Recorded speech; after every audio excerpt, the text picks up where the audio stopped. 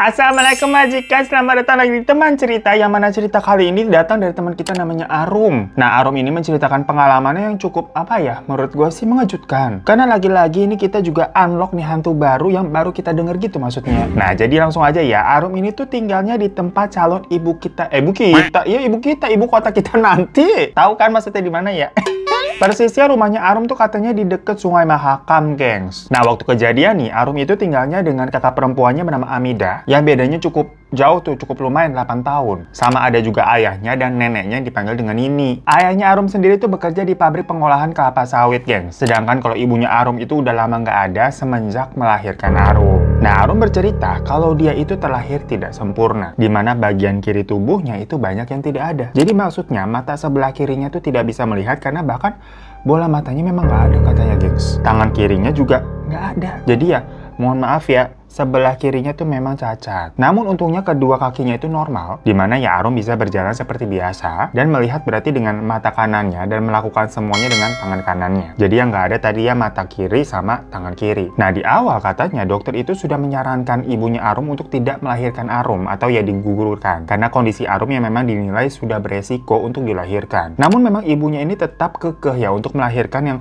mana Arum tuh jadi kekurangan seperti itu dan berujung ibunya juga merenggang nyawa di rumah sakit. Nah, karena kondisinya itu, dari SD si Arum ini tuh bersekolah di semacam pesantren khusus yang menerima anak-anak dengan kondisi seperti Arum ini. Dan sistemnya di sana seperti asrama gitu ya, jadi pada nginep. Berbeda dengan kakaknya Abidah tadi, yang dari kecil sampai besar ya sekolahnya di sekolah negeri biasa. Karena kan kakaknya nih normal ya, jadinya pulang pergi aja. Dan memang sedari kecil pun Arum ini sudah merasakan perbedaan pelakuan dari ayahnya itu antara ke dia sama ke kakaknya. Dimana Arum itu merasa dia tuh dibuang sampai dimasukkan ke asrama itu dan jarang pulang. Dia nih hanya pulang ke rumah kalau lagi pembagian rapot alias liburan sekolah jatuhnya. Namun hal ini tuh semacam dilematik buat dia. Karena misalkan kalau lagi di pesantren nih, dia tuh merasa tenang walaupun merindukan kasih sayang dari kakak dan neneknya, jatuhnya kangen lah. Namun kalau dia pulang ke rumah, dia itu suka diganggu sama sosok yang dari kecil selalu kayak ngikutin dia, gengs. Tapi nggak pernah ada yang nanggepin ketakutan atau ceritanya Arum ini. Nah, sampai pokoknya si Arum ini tuh kelas 3 SD. Abis penerimaan rapot, semua anak kan akan dijemput sama orang tuanya untuk pulang berlibur kan. Nah, waktu itu si Arum ini menjadi anak yang terakhir dijemput di sekolahnya. Udah nungguin ayahnya tuh, tapi baru datang ayahnya sore. Sampai dikira gurunya Arum,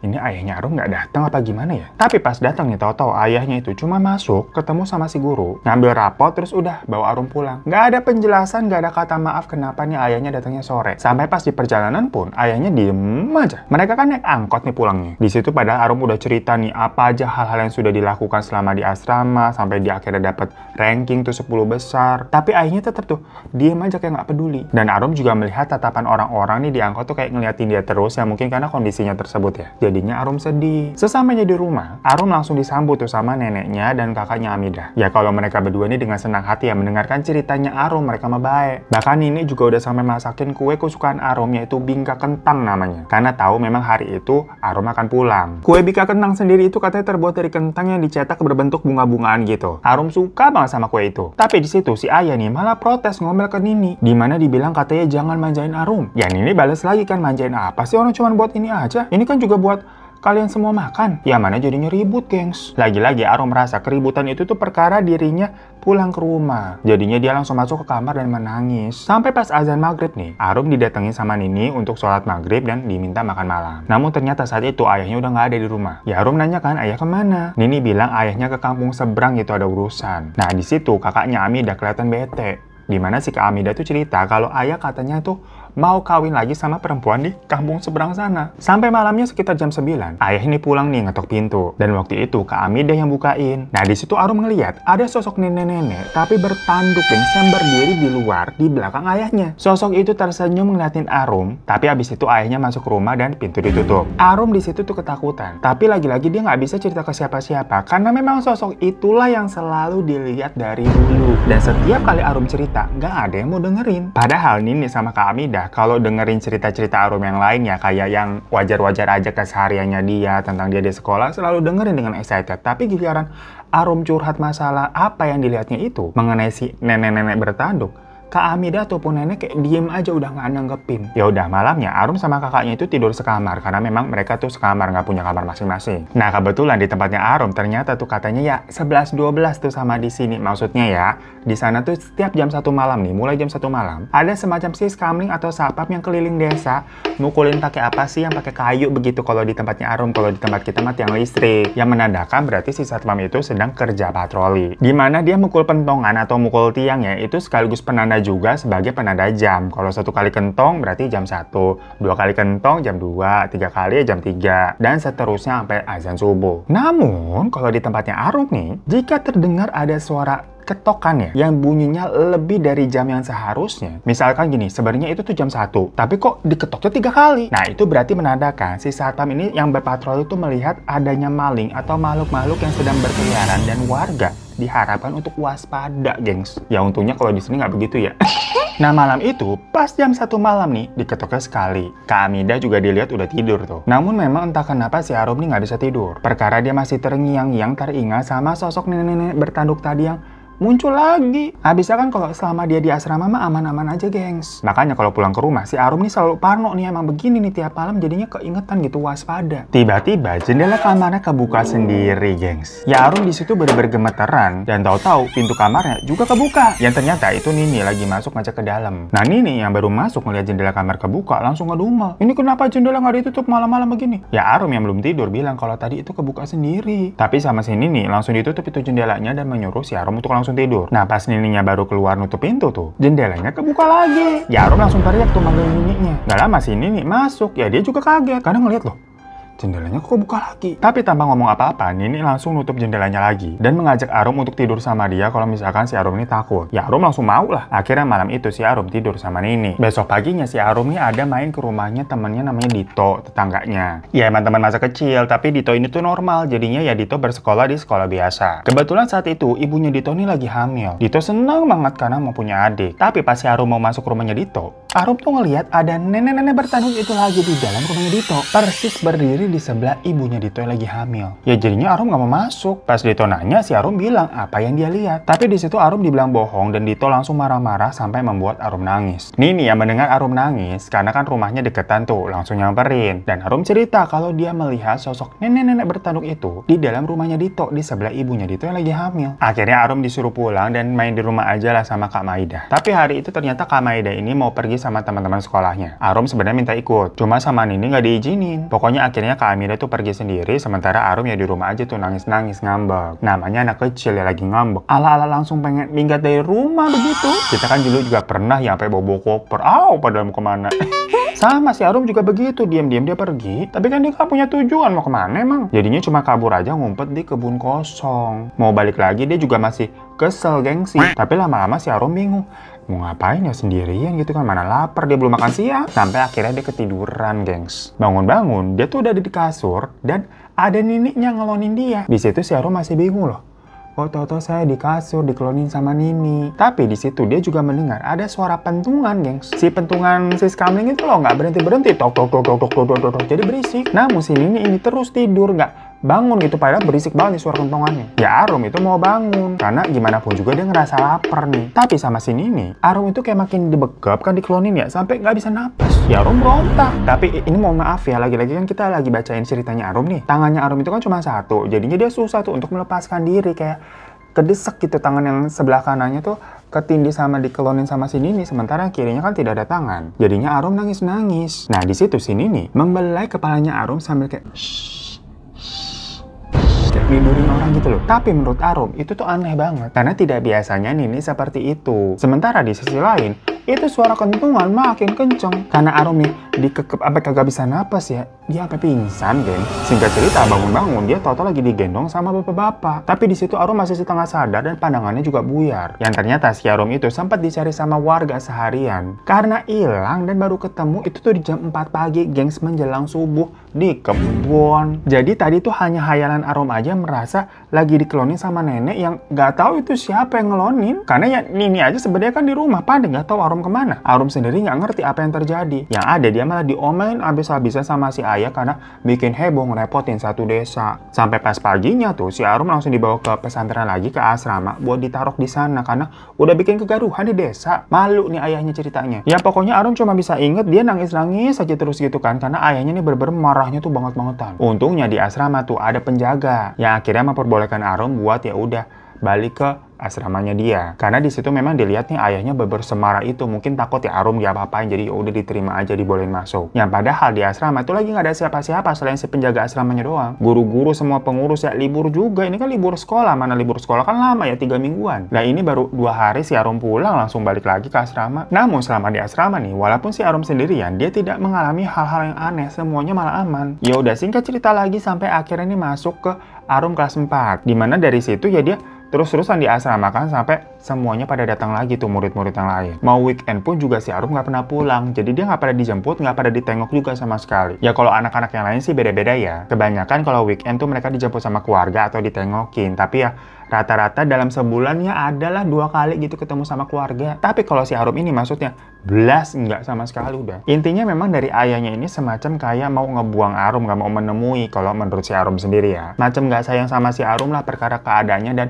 menganggap kematian ibunya si Arum tuh karena melahirkan Arum gitu loh. Jadi biasanya Nini sama Kak Amida itu suka jengukin dia geng sebelum-sebelumnya. Tapi yang kali ini nih nggak jenguk sama sekali. Ya Arum mikirnya positive thinking kalau si Nini kan memang sudah tua tuh, yang jalan juga pelan begitu. Sementara si Kak Amida sibuk sekolah, yang kalau mau jenguk si Arum juga ya nggak ada yang nganter, ayahnya juga pasti nggak mau nganter. Singkat cerita udah fast forward aja nih sampai liburan sekolah lagi tuh, kenaikan kelas. Lagi-lagi Arum nggak dijemput. Sampai sore si Arum udah nungguin, tetap tuh ayahnya nggak nongol-nongol. Yang kalau yang kemarin itu kan ya nongol akhirnya walaupun memang sore banget. Jadinya Arum nih masih berharap gitu. Dia nungguin tuh di luar panas-panasan berharap ayahnya datang. Ya kalau kita mau udah seharian gombios begitu ya nunggu di luar ya panas-panasan lah. Matahari sekarang kalian tahu sendiri. Ada 5 kali ya. Ngejograk banget. Makanya kalian nih sekarang sebelum keluar-keluar pakai ini deh nih.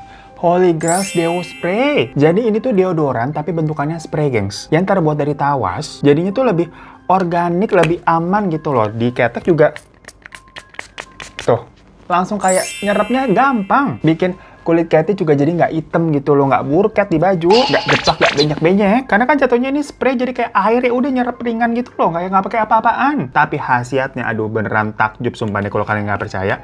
Ini beneran gue tiap pakai tiap hari sampai udah mau habis tuh kita bisa giniin. Udah tinggal sisa-sisa penghabisan. Habis ya kalau udah pakai ini nih. Seharian kalian kagak ada baunya, kagak ada bau ketek, nggak ada bau apa-apa gitu loh. Keringetan juga lebih terjaga karena ini sekalian bisa buat ngontrol keringet juga. Wanginya macam-macam gengs, persis kayak wangi-wangi dari parfumnya Holy Grail. Jadi bisa dipastikan ya enak-enak, udah nggak usah diragukan. Kalian makanya harus coba deh, minimal 1 biar percaya. Harganya juga murah, udah nggak usah panik lu. Apalagi kalau misalkan kalian belinya di tanggal cantik kayak gini nih, 88. Harusnya sih banyak promo-promo ya, apalagi di e-commerce kan. Nah coba aja kalian langsung klik link yang ada di bawah ya. Ya karena ayahnya tadi kan nggak muncul-muncul nih, akhirnya sama salah satu guru nih, ada Pak Guru tuh dianterin tuh Arum pulang ke rumah. Karena kan kalau liburan sekolah begitu anak-anak semua tuh, murid-murid udah nggak ada, semuanya pada pulang ke rumah masing-masing. Nah yang ternyata memang di rumah itu si Nini lagi sakit keras, sampai kayak susah bangun dari kasur. Dan Kak Amida itu ya selalu ngerawat Nini, makanya selain nggak ada yang nganter ya kalau misalkan Kak Amida ini mau jenguk Arum, waktunya juga ke Sita buat ngurusin si Nini. Tapi ayah yang ngeliat Arum pulang tuh dianterin sama Pak Guru malah bilang kayak, ngapain dibawa pulang Pak? Ya Pak Guru bilang kan kalau asrama udah kosong pada libur sekolah, gimana sih? Sementara Pak Guru ngobrol sama si ayah dan nenek juga tuh, Arum masuk ke kamar sama Kak Amida. Nah di situ Arum dengar kalau ayahnya itu akan melakukan majamisek namanya, yaitu pertemuan 2 keluarga untuk pernikahannya gengs besok hari. Dan dia cemas kalau nanti pihak besan nih melihat keadaannya Arum. Jadi ternyata selama ini Arum tuh disembunyikan, maksudnya nggak diceritakan ke calon istrinya si ayah ini. Makanya hari itu ayah sengaja nggak jemput Arum, kayak diumpetin dulu udah di asrama si Arumnya. Lah kok ini malah diantar pulang sama si Pak Guru? Ya kali itu Pak Guru bilang, sekarang nih Arum nggak bisa dititipkan perkara kebetulan penjaga asrama itu juga pulang kampung. Jadi gak ada orang di asrama yang bisa jagain Arum. Nini nih ngomong nih sambil nasihatin ayahnya kan, dia bilang kalau Arum itu juga anak kamu. Calon ibu barunya juga harus tahu, keluarga biasa juga harus tahu gitu keadaan Arum tuh gimana. Arum itu ada. Biar gimana pun juga kan Arum darah daging kamu. Tapi di situ ayahnya malah teriak-teriak. Maksudnya marah-marah tuh ke Nini dan ke Pak Guru. Dan di kamar Arum ya cuma bisa nangis-nangis sambil dipeluk tuh sama Kak Amida. Mereka berdua nggak bisa berbuat apa-apa karena Kak Amida sendiri ini tipe-tipe yang takut ya sama ayah. Arum berpikir ternyata tinggal di asrama kemarin-kemarin tuh jauh lebih baik. Sampai malam harinya Kak Amida ini tidurnya sama nenek karena memang jagain nenek, takut kalau nenek ini perlu apa gitu kan malam-malam kebangun. Ya mana berarti Arum tidur sendirian. Lagi-lagi tahu-tahu tuh jendela kebuka sendiri. Nah Arum di situ sih masih ada takut, tapi rasa dan pikirannya tuh kayak udahlah, dia udah pasrah begitulah. Malah mikir misalkan kalau ada hantu yang mau ngapa-ngapain dia, ya udah biarin aja lah, sekalian dia mati aja udah. Saking sedih dan depresinya mendengar ayahnya tadi tuh kayak marah-marah yang seperti memang tidak menginginkan si Arum apa pengen diumpetin di asrama nggak diceritain. Arum cuma bisa merem aja gitu kan, air matanya udah kering. Dan tahu-tahu dia merasakan ada sesuatu yang meluk dia dan ngusap kepalanya. Persis kayak waktu yang dia diklonin yang di kebun itu loh gengs. Wanginya juga antara busuk dan bau gosong. Namun entah kenapa pelukan itu tuh sangat berarti banget untuk Arum saat itu. Karena dia butuh nih ada yang meluk dengan perasaan yang sedih. Sampai akhirnya Arum tertidur. Kok jadi kayak miris ya kita denger ya gengs ya? Entah beberapa lama nih Arum udah tertidur, tiba-tiba sayup-sayup dia mendengar ada suara niniknya nih manggil-manggil dia. Dan pas bangun, dia udah ada di kasur. Dia lihat memang ada niniknya, tapi ada juga Pak Ustadz di sana dan kakaknya juga. Arum di situ berasa lelah banget tubuhnya. Ternyata dari pagi gengs, pas Kak Amida tuh masuk ke kamar, Arum ini tiduran, tapi matanya tuh yang sebelah kanan kebuka melek tapi putih semua. Ya panik lah si Kak Amida ngeliat begitu, udah ditepokin, udah dibangunin segala macam. Kayak bangun-bangun si Arum begitu aja diem. Ya akhirnya dipanggil tuh Pak Ustadz. Tapi cukup lama geng sampai akhirnya Arum nih bisa tersadar. Pas ditanya sama Pak Ustadz, si Arum cerita kalau semalam dia merasa dipeluk sampai tertidur. Nah di situ si Nini nanya ke Ustadz, ini Umu Sibyan lagi ya Pak? Dan Pak Ustadz mengaku. Namun ketika itu si ayahnya yang baru masuk ke kamar melihat Arum sudah siuman malah marah-marah. Karena kejadian itu acara majamisaknya tuh jadi batal. Abisnya kan hari itu heboh nih perkara Arum begini kan. Kak Amida udah sempat minta tolong ke para tetangga yang akhirnya manggil Ustadz. Dan konteksnya di situ, calon keluarga istrinya tuh besan sama calon istrinya si ayah tuh datang lah ke rumah kan mau acara. Dan tahu tuh heboh-heboh mengenai si Arum. Dibatalin akhirnya. Karena ayah tuh dianggap menyembunyikan anak sendiri yang berarti dia bukan ayah yang baik. Jadi katanya bukan perkara kondisinya si Arum ini ya, tapi lebih ke sifat ayah yang sebenarnya jadi kebuka aja tuh sifatnya bagaimana. Masa anak sendiri nggak diakui. Tapi di situ ayahnya malah emosi nyalain si Arum. Kesel nggak lu dengerin? Arum bener-bener sedih banget sampai dia tuh bilang dia mau balik ke asrama. Jadi sebelum-sebelumnya kan dia selalu maunya pulang ke rumah kayak teman-temannya ya. Tapi kali itu dia sampai pengen untuk balik aja udah ke asrama. Nah di situ Pak Ustadz menjelaskan kepada ayah bahwa sosok yang menghampiri Arum itu adalah sosok jin bernama Umu Sibyan.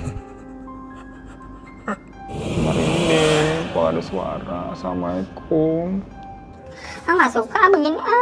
Enggak, nggak tadi ada suara.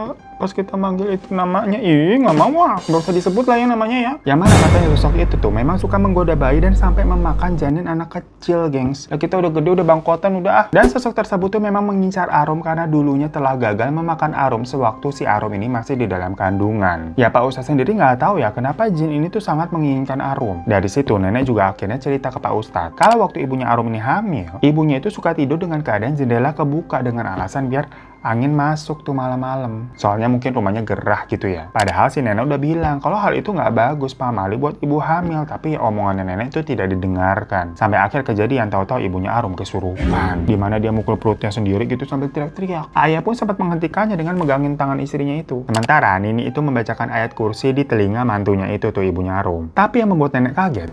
Kita kentut.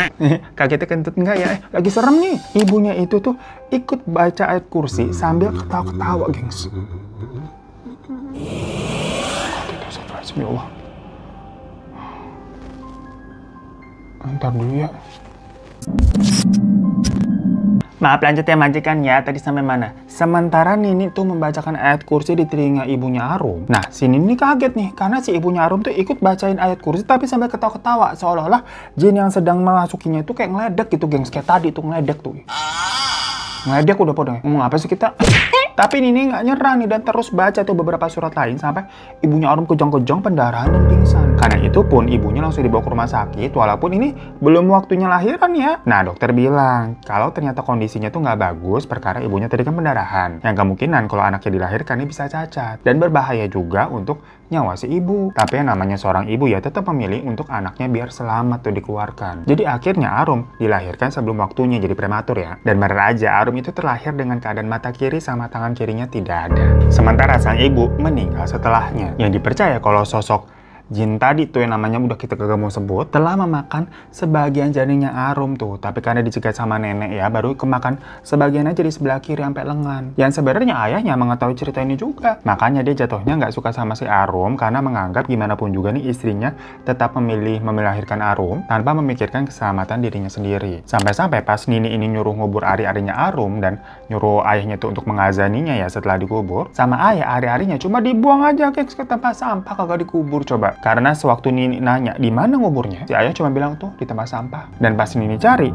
udah hilang, kagak ada di tempat sampah hari-harinya. Dan sepertinya dimakan sama si jin itu yang mengakibatkan sosok itu terus ngikutin si Arum. Dan tiap kali kalau si Arum ini cerita ya, telah melihat sosok nenek-nenek bertanduk itu, yang mana ternyata itu adalah si jin tadi ya, Nini maupun ayah itu memang sengaja nggak gubris karena mereka ini masih semacam trauma kehilangan ibunya Arum kan karena jin itu. Makanya Arum tuh dimasukkan ke pesantren karena di sana ada semacam apa ya, mungkin pelindung di mana makhluk-makhluk jahat nggak bisa masuk. Soalnya tempat itu kan sering di ngajiin dan segala macam ya, macam masjid kali ya. Mungkin ini pesantren bagus, soalnya kata Arum guru-guru sama pengurus di sana tuh baiknya Masya Allah Tabarakallah, kayak kagak aneh-aneh, bener-bener jadi panutan gitu loh. Ya bisa kan gimana pun juga kalau di teman cerita banyak ya cerita-cerita tuh pesantren yang horor. Yang mana lebih horor di rumahnya Arum karena kalau dia balik ke rumah yang ngelihat sosok itu lagi. Cuma memang sayangnya cerita ini tidak terlalu apa ya, happy ending. Maksudnya bukan kayak sinetron-sinetron Hidayah yang akhirnya misalkan ayahnya ini tobat gitu menerima Arum gitu. Enggak gengs, jadinya sampai sekarang pun ayahnya itu marah banget karena ya perkawinannya saat itu tuh batal gitu kan dan memutuskan untuk pergi dari rumah, meninggalkan Kak Hamidah, Nini sama Arum. Jadinya sejak saat itu Kak Hamidah sama Arum yang ngurus Nini di rumah dan Kak Hamidah pun juga yang menjadi tulang punggung keluarga. Dan setelah itu pun si jin ini tuh masih suka datang mengganggu Arum, tapi Arum sudah dibekali bacaan doa-doa sama Pak Ustadz untuk mengusir sosok tersebut. Yang kata Arum nih salah satu doanya nih seperti ini.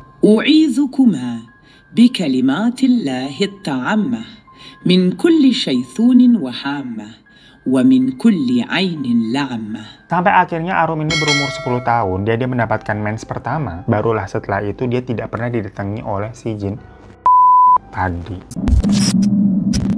So guys, itu cerita dari Arum yang dibalik kelahiran yang tidak sempurna. Dikatakan karena sebagian tubuhnya itu telah dimakan oleh jin saat si Arum ini masih janin. Yang jujur kita baru denger nih, makanya kita bilang di awal tadi kayak semacam unlock lagi salah satu setan Indonesia gitu, karena pakai diucap-ucap datang tuh nauzubillah min zalik istermat. Kemarin juga ada tuh namanya apa? Siampa ya, aman tuh tapi yang video kemarin Siampa mah. Lah apa jangan-jangan Agustus ini kita jadiin TCH aja apa ya, teman cerita horor Indonesia lagi. Ya udah, makanya buat teman-teman majikan yang mungkin punya cerita-cerita horor tentang hantu-hantu yang jarang kita dengarnya gitu, maksudnya mungkin terkenal di daerah kalian tapi belum tentu di daerah lain nih pernah dengar, boleh kirim-kirim email di bawah ya. Terima kasih semua majikan, mohon maaf kita cepat-cepat di video kali ini karena kita sebel dan gak kuat seperti biasa. Assalamualaikum warahmatullahi wabarakatuh.